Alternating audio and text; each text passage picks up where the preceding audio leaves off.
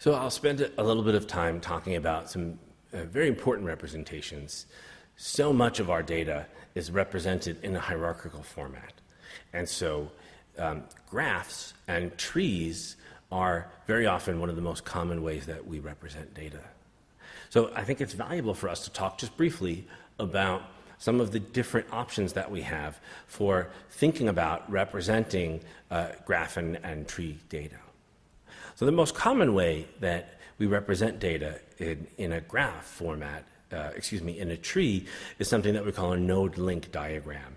And a node link diagram really takes each different node that has children and represents the children at an indented way.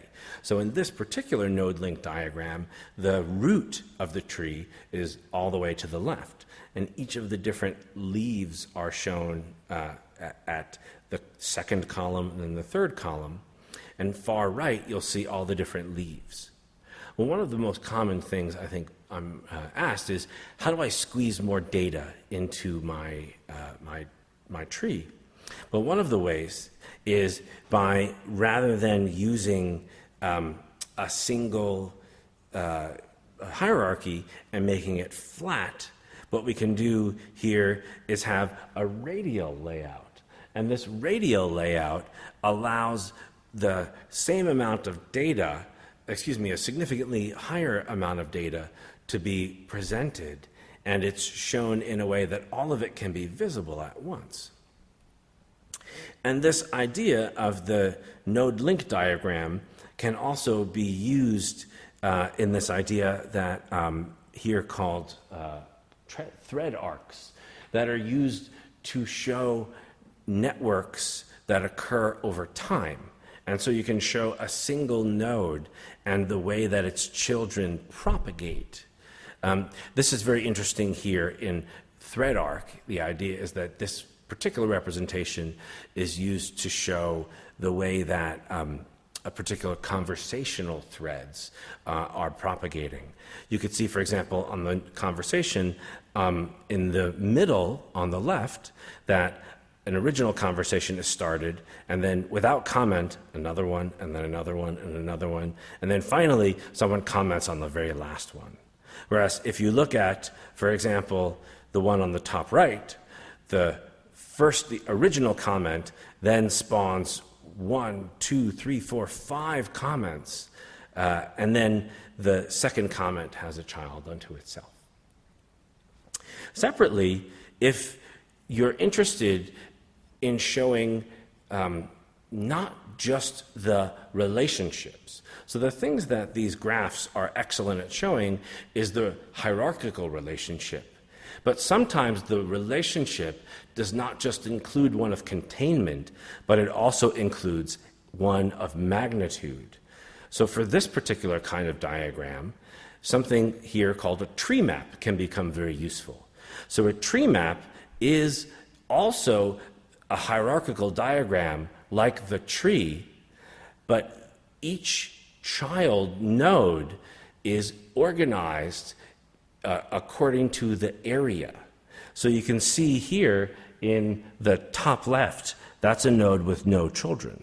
Whereas go one below it, that node has 3 children, and the one on the bottom has a magnitude far greater than the 2 above it. So something like this is occasionally used. You might have seen something like this, for example, on a disk defragmenting program. Another way that networks are often shown is something here called a chord diagram. And this chord diagram allows you to actually show relationships and magnitude. And so this one would work by mousing over one of the particular edges, which are shown on the outside. And the relationships are shown by arcs connecting each of the nodes, and the width of the arc is proportional to the magnitude, the weight of the connection. And so you can see here, this particular diagram shows a hierarchy and magnitude at the same time. Another way that you might care to show something like this is something called the Sankey diagram. Now, the Sankey diagram is designed to show the magnitude and flow through a network at the same time. So this particular diagram shows how energy is produced and consumed in the UK. So what you can see, for example, is on top, nuclear is the principal producer of electricity in the UK.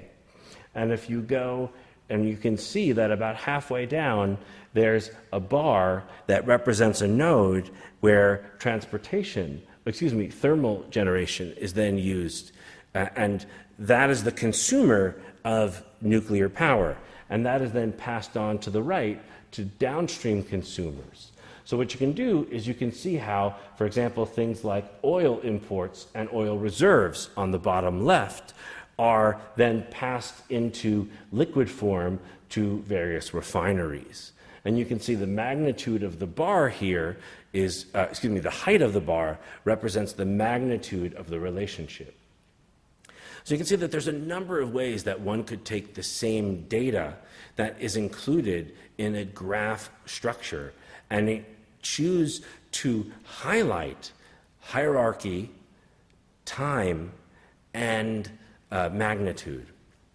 And depending on how you would choose to differently represent them, if you want to show hierarchy and magnitude, then the tree map is for you. If you want to show time and hierarchy, then think about a thread arc. If you want to show a deep number of hierarchical relationships, then think about the node link diagram. And if you're interested in showing hierarchy and magnitude, think about the chord diagram.